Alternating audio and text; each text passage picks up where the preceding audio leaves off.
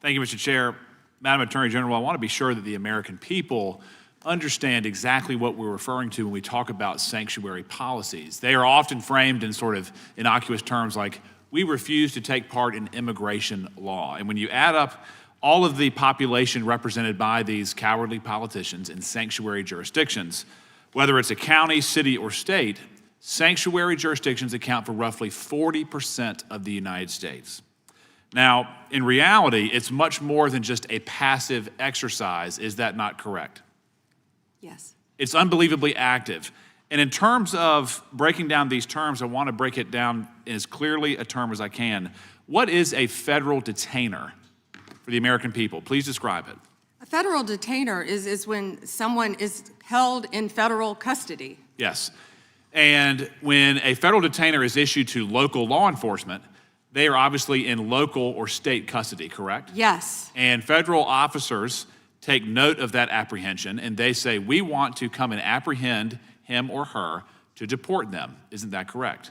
Yes. And in these sanctuary jurisdictions, whether it's California, Illinois, New York, or other places, even in North Carolina, there are sanctuary jurisdictions.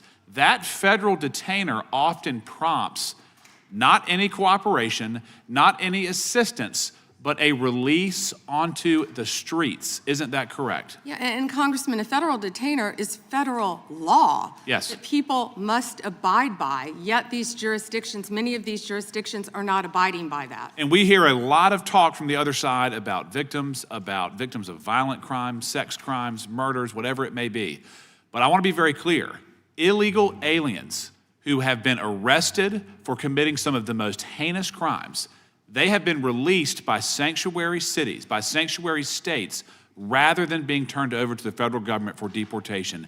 Isn't that correct? It is, and it's sad for all Americans that any jurisdiction would do that. These are some of the most violent criminals I think we've all seen. Yes.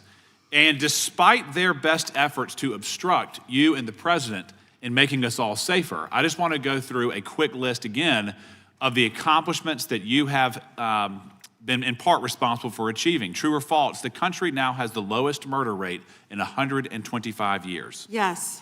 True or false, 62 major cities are now reporting rapid decline in murder rates. Yes. True or false, robberies are down nearly 20% over the last year. Yes. True or false, violent crime is down almost 15% over the past year. Yes. True or false, right here in Washington, D.C., violent crime is down almost 30% since President Trump took office. Yes, and the number may be even better than that, but yes. Good. Yes. True or false, the DEA has seized over 200,000 kilograms of cocaine since President Trump took office. I believe so, and 78,500 kilos of meth and more than 260,000 kilos of cocaine. Unbelievable. That's lives saved every day for all of us, for Absolutely. families, for children. And then true or false, the Department of Justice under your leadership has a 92% success rate at the Supreme Court? I believe so. Or ballpark. Ballpark. And then true or false, this administration is attacking the waste, fraud, and abuse that we have seen in places like Minnesota that is removing billions of hard-earned tax dollars from this country. Absolutely, and President Trump is committed to doing that in every city in this country. And Madam Attorney General, just to be very brief here, I want to be sure that you know that many on this committee made very serious efforts to try to amend the Epstein petition to give you the resources and the time to protect victims, to go through and to have the necessary runway to thoroughly go through that file.